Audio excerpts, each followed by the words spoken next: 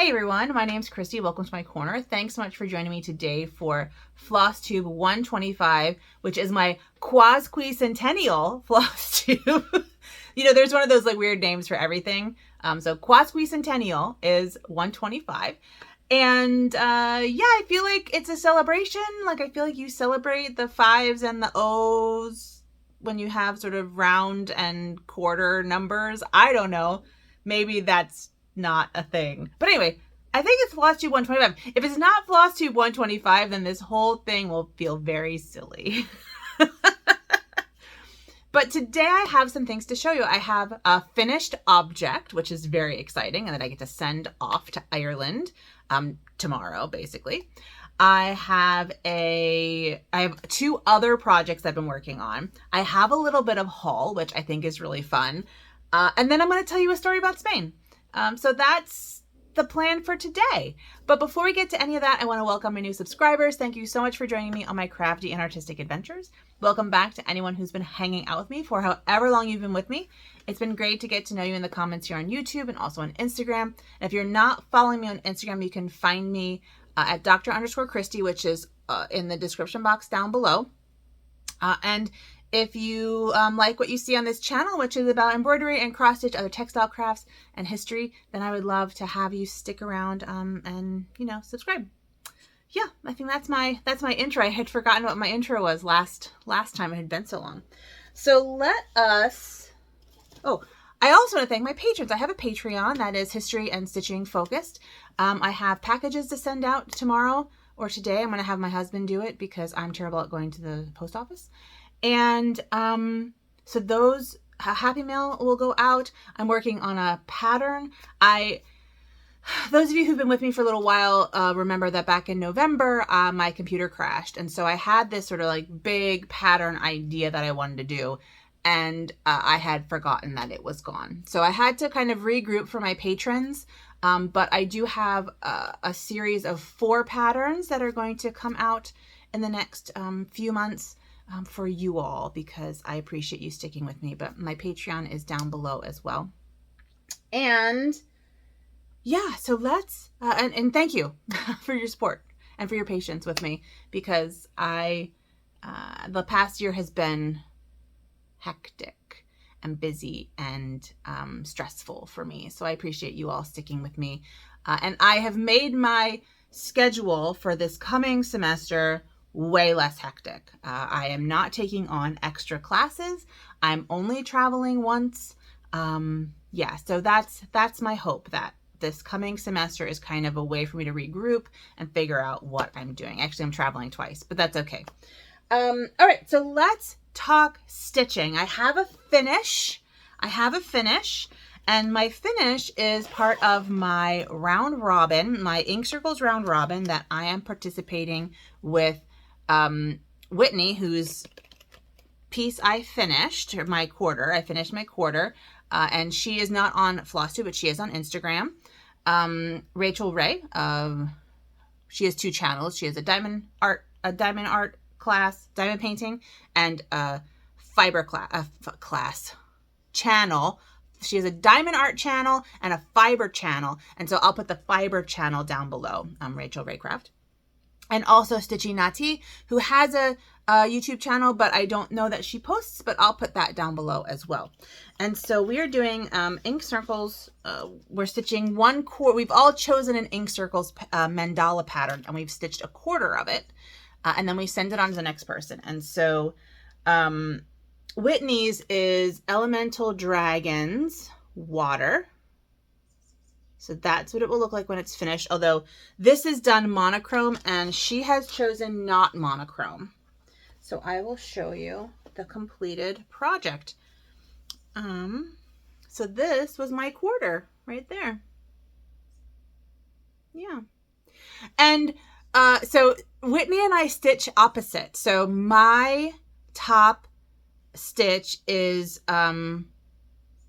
top right, bottom left, and hers is top left, bottom right. And so someone suggested just turning it 90 degrees and then it would be fine. And that's essentially what I was doing, because I decided to do the side one, and it's fine. But I had done all the dragons, all of it. I had completed the dragons except for this tiny little flipper here. And when I was completing the flipper, I realized that I was off. I was off somewhere up here. I couldn't figure out where. I had to rip out all of the dragon. All the dragon. Now, I hadn't done anything else, and I kept this dragon. This dragon is like one stitch to the left. Wrong.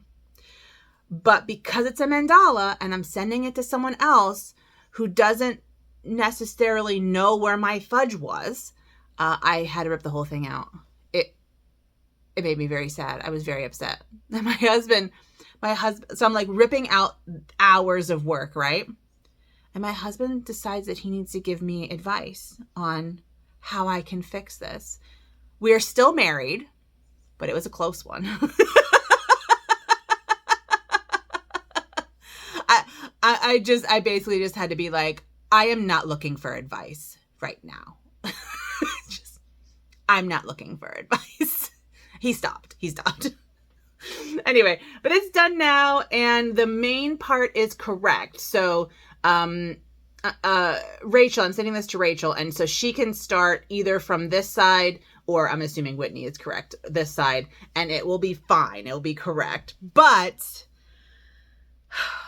that was kind of annoying. So this is done. So this is going to get packed off. Oh, sorry, let me give you the information about it. Oh, I have to sign it too. She wants me to sign the cover, the pattern.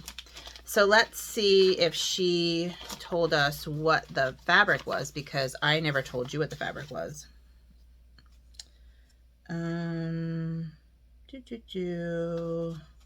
Sorry. Well, it is an 18 count Aida Fox and Rabbit club fabric, so there's no color. But it's in lots of different colors. So let me show you the colors, because they're really pretty together, I think. I think they were a really good choice. So the dragons are in Brin and Needle Cheers Me Dears. And I need to make this neater, so that's embarrassing. It's a mess. I'm a mess. The coral was in Color and Cotton Toadstool.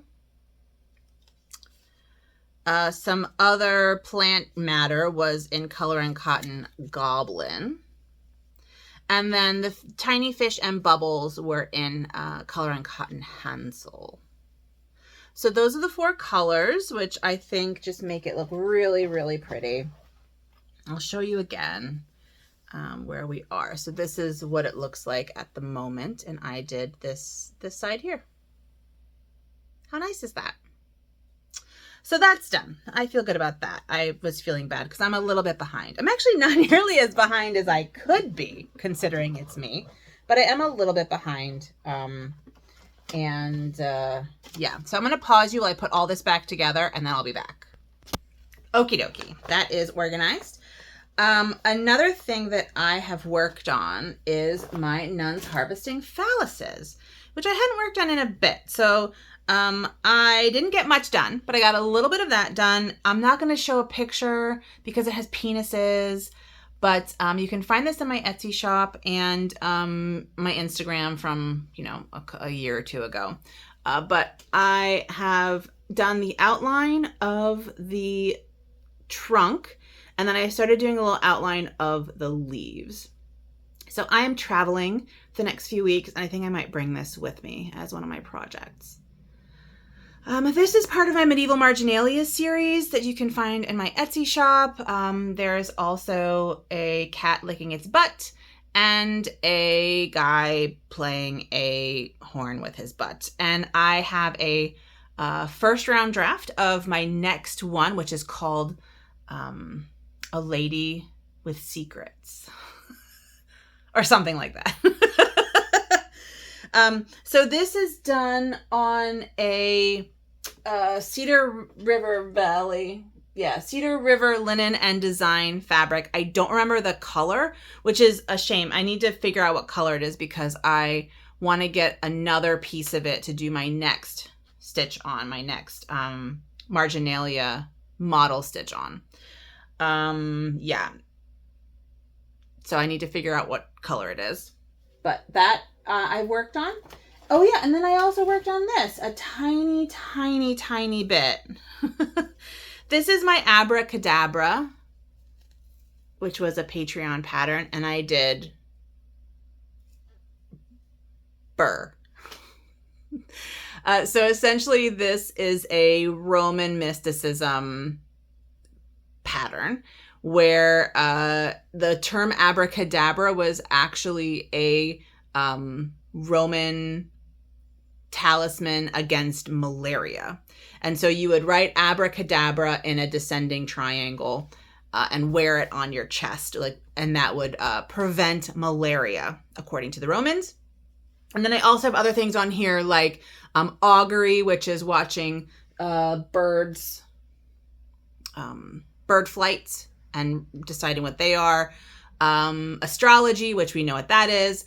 And then also sacred chickens. I have some sacred chickens on there who were ritually killed, and then their entrails were read to tell the future. So this was sort of a, I don't know, this was part of my witchcraft series on my Patreon that came out a year ago. And sort of, it was a multi-part series on the history of witchcraft. And that was part of a class I taught. I'm a history professor, so that was part of a class I taught. And so that is also where she came from, which I released a couple weeks ago on my Etsy shop. So if you want to stitch a little Halloween witchy witch, that is available in my shop. And then, sorry, I'm all sort of discombobulated for some reason today. And then there's also, I don't know if you've noticed on Instagram, there have been some posts from the Stitchy Goodness zine that they are also having a witchcraft zine that is, I think, being released tomorrow. And I'm in that as well. So that is my witchy stitching for now. And speaking of kind of stitching for spooky season, I have a video coming. I'm going to have a video coming out. I'm working on a video. I'm researching a video for August for spooky stitching, and I will get that posted. I'm excited about that one. All right. The final thing I worked on, so it looks like I've worked on 4 different projects since last time I saw you,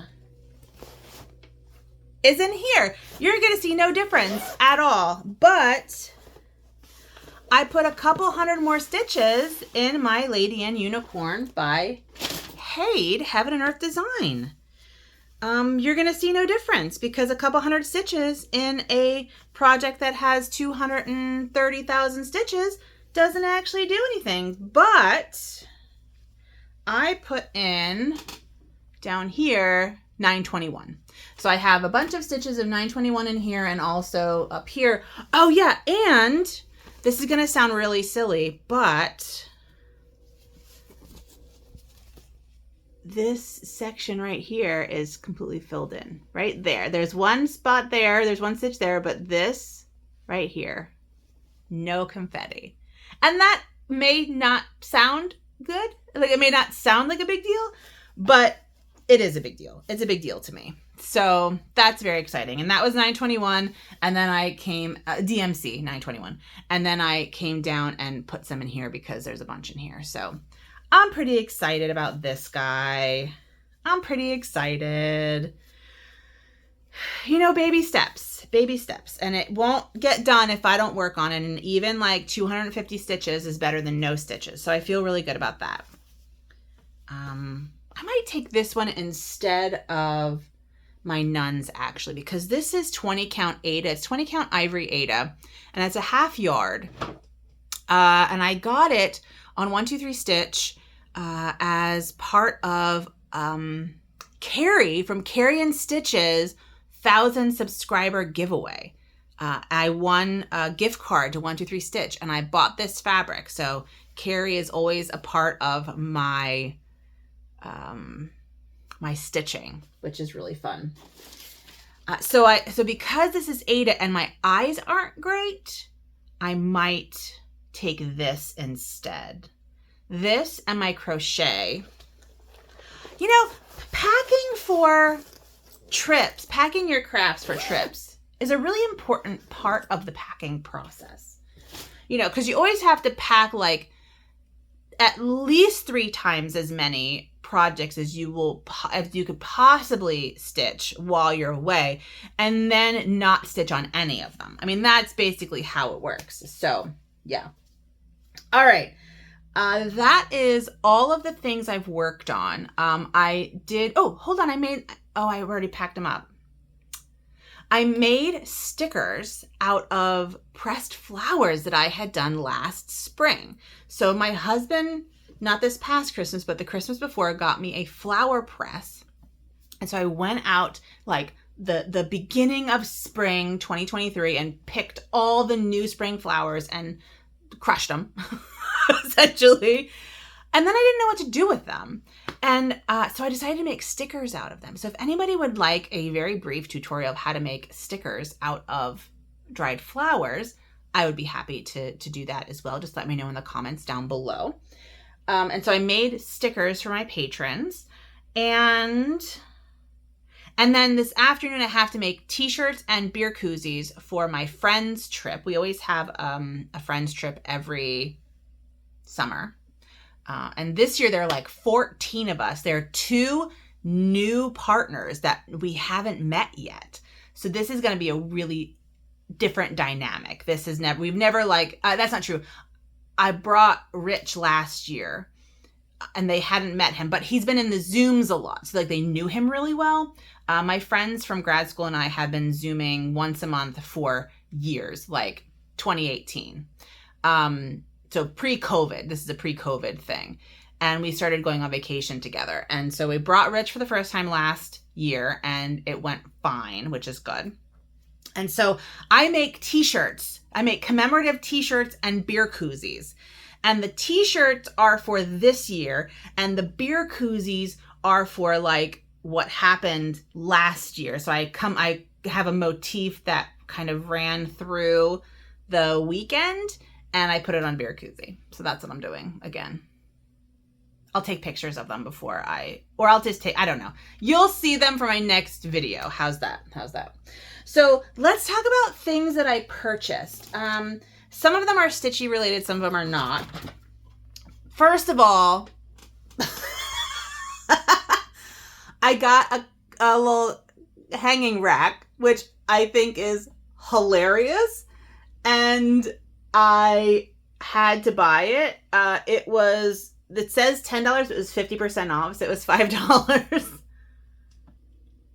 How hilarious is that? So that's gonna go in here as like just a fun thing. I might put it behind me and like hang stitching from it. I don't know. It's heavy.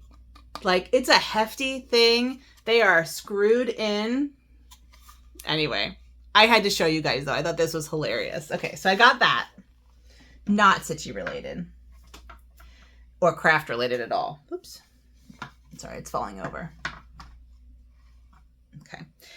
I don't usually show sort of things that I got from like Dollar Tree, but I went to Dollar Tree yesterday for a storage solution that I could not find. And they had these activity and paint trays. And I do painting just, for fun. And this has, I always kind of like find random scraps around me to use as a palette because I don't have a palette. But I thought this was great. So it has, different places for paint. It has a place to mix paint. You can close it up. Anyway, this was $1.25 and it's plastic, which I don't love, but I'll be able to use it for a while. So I got that for my painting, crafts. For sewing, I got, I've been really interested in sewing lately and upcycling and making clothing lately. So I think that may be a thing I dabble in the fall. But I got Everyday Patterns by Lotta Jansdottir. Easy sew pieces to mix and match. And I've been feeling kind of middle-aged, bog witch, nature person. Flowy pockets. Scrappy. That's how I've been feeling lately. And so I thought that this would be kind of a nice book. Someone had made it may actually have been this dress, and I really liked it. And so I bought the book. But just to give you an idea, it's a men's shirt. No. So here's a shirt dress, right? Like, and I love me a shirt dress. Yeah. So I really want to take some of I have a lot of linen. I really want to take the linen and like make a dress out of it or something. Here is another. I just like the clean lines of the dress. It's not too like floofy or flouncy, because I'm not feeling flouncy at all. And then there were some pants in here. Oh, I like this dress too. Oh, I'm sorry. I'm like just looking through the book now. But it has really pretty colors. It has skirts. It has pants. Let me see if I can find the pants. Here we go. Oh, I like this one too. I like that dress too. And it has these pants, which I thought were really cute, which look interesting.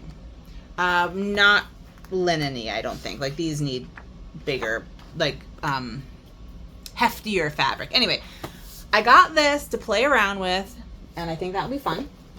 And then the last thing I got at the same place I got the dino hooks. And a bunch of people like earlier in the year, people had been buying jewelry boxes and turning them into stitching boxes. And I decided, well, I saw these at the store, and the store that I got it from is called Dirt Cheap. And basically they buy the stuff that doesn't sell at real stores. So they get a lot of stuff from Target.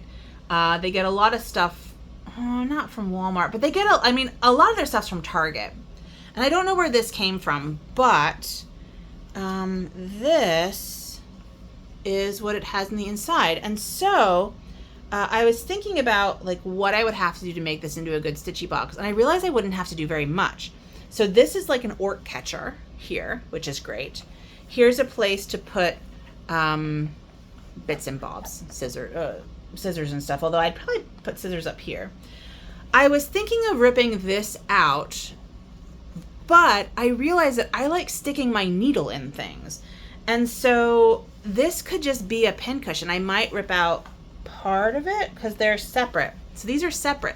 So I might rip out like two of it, like two of them, and leave the other two as like pincushion. I don't know. And then up here, I can put my floss. I use floss drops, so I can like hook a floss drop. This just unhooks. Let's see if I can get it. This just unhooks like that. I could do a floss drop and then have it kind of wrapped in here. And then I can also, oh, that's not attached anymore. I could also put scissors in here or something like that. So this is what I got. There were tons of them. I tried to find the nicest one. Yeah. And this was $10, which is actually pretty steep for that place, but it was so perfect. I mean, it has an orc holder. How could I not? How could I not? So I got that, which I thought was pretty fun. They also had black ones, but they were like black on the outside and black on the inside, and I didn't want that. And they were like a fake leather, and this is like a fake velvet. That feels nice. Yeah, those are the things that I purchased. Yeah, that's all my stitching content. So if you aren't interested in hearing a life update and a Spain story, then have a great couple weeks. I will be back probably the last week in July. you know, first weekend, like around the 1st of August is when I'll be back. I'll show you the things that I did. Yeah, so update, my grandfather's funeral was yesterday. I don't know if I had mentioned in my last video, but my grandfather passed away on July 4th, and his funeral was yesterday. I wasn't able to go because it was up north, and I'm not gonna get there until Thursday. But apparently it was a nice celebration of life, and you know, I'm an atheist, so for me there's no like religious reason to go. It's mostly for grieving, support, and, you know, family, and I will see them in 2 days. So I didn't feel like I needed to move my trip up to go to the funeral. And I have work I have to do on campus tomorrow, so it just didn't make sense, and everyone was fine with it. Just throwing that out there. But I'll see my family in 2 days, and that apparently went well. Yeah, so that's a sad thing that happened. But I've been really on a happy note. I've been getting a lot of things done, feeling really good about what I'm doing.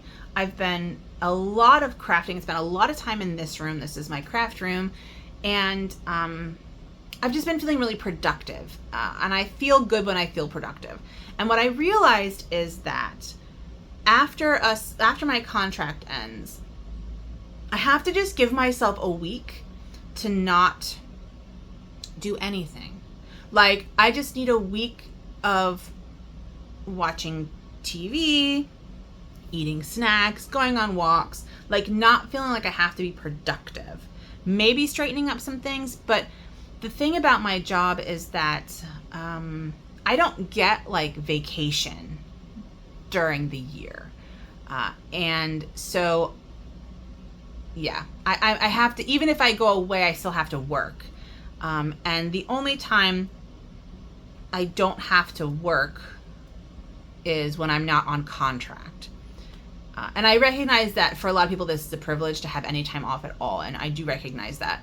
But what I realized this summer was that I was pushing myself to be productive, and my brain just needed to not be productive. And so I think now that I've kind of recognized that, as part of this new position that I'm in as chair, I think that I will feel much happier about my breaks. We'll just say that. So this past week, I've been very productive. I've been making things. I've been designing things, you know, all sorts of things. So that's felt really good. That's really all my update, is I've just been sort of productively making and crafting and enjoying and organizing a bit too. So, okay, Spain story. Excuse me.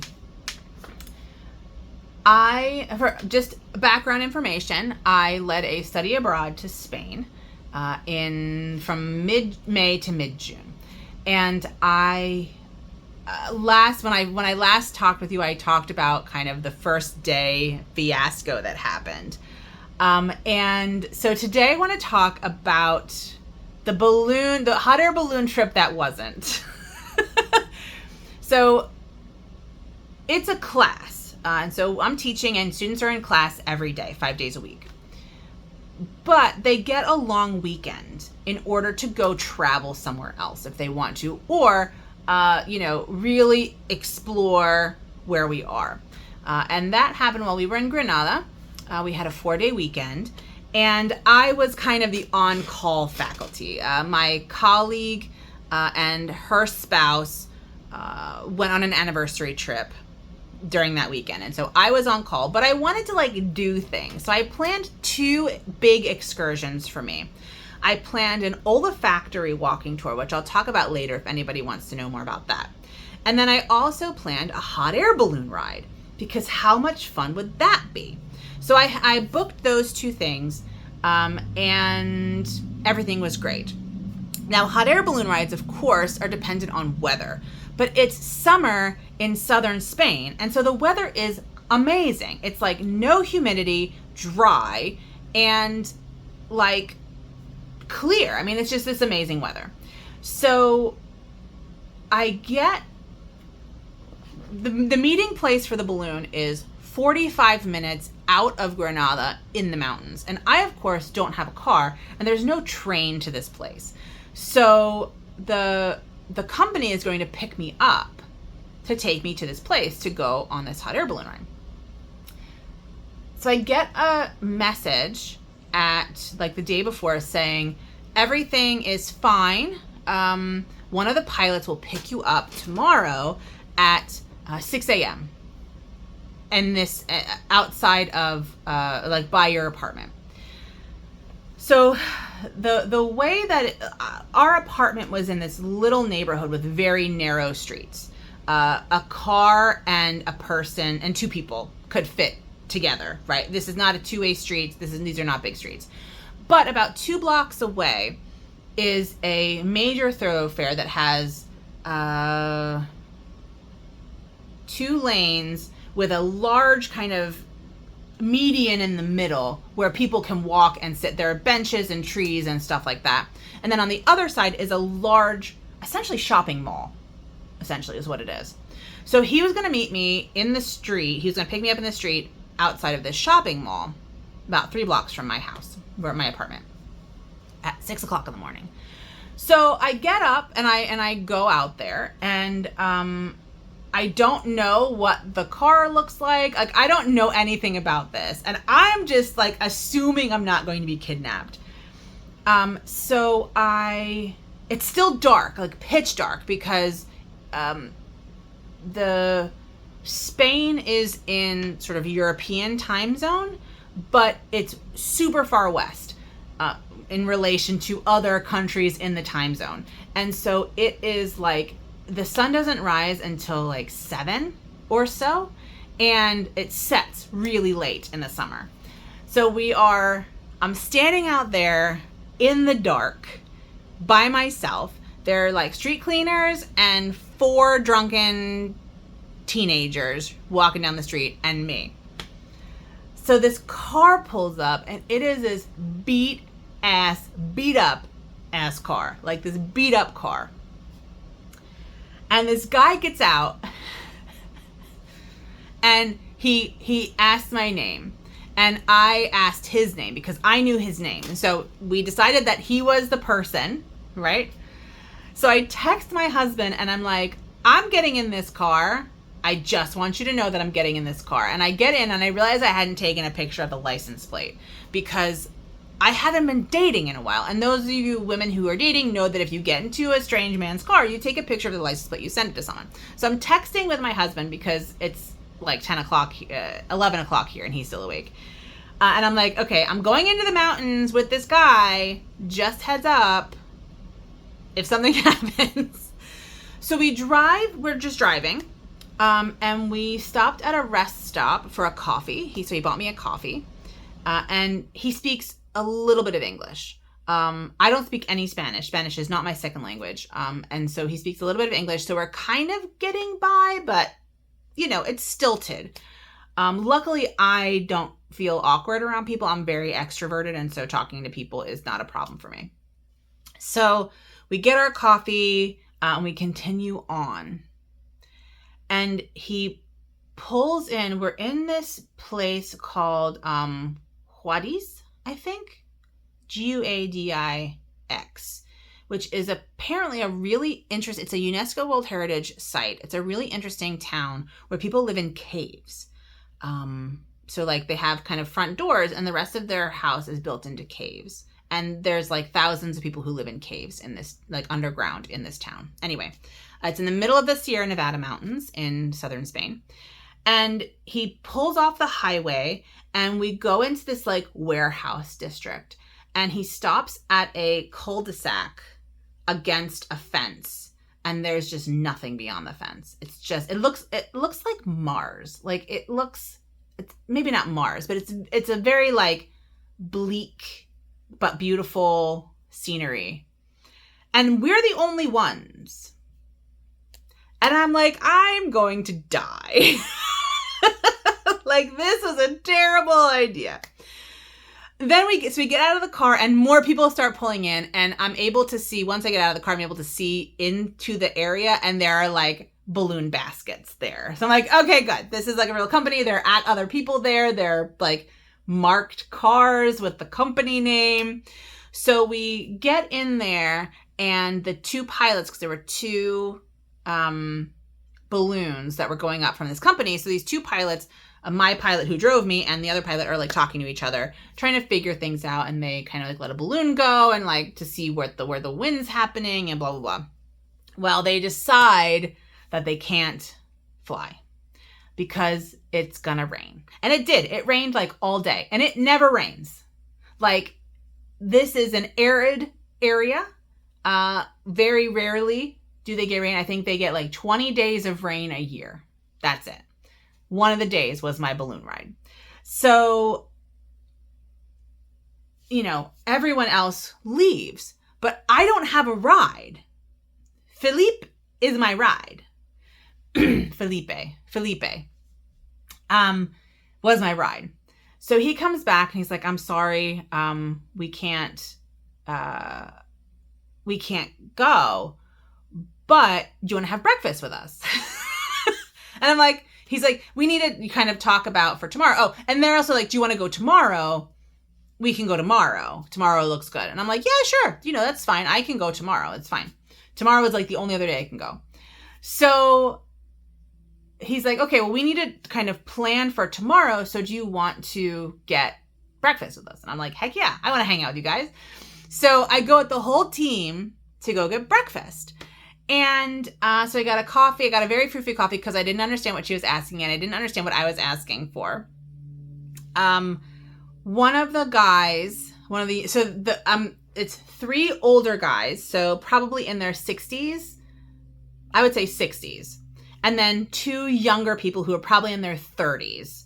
And so the younger guy, who looked just like my brother, spoke a little bit of English, and he was a geographer. He had a geography degree. And then there was a woman, and I never got his name, and the woman sitting next to me was Emily, and she was very nice. And so we, like, with Google Translate, just kind of hung out and chatted for a couple hours. We had churros and chocolate, and then they had sort of like real breakfast. I had a coffee with whipped cream on it, which I was not expecting.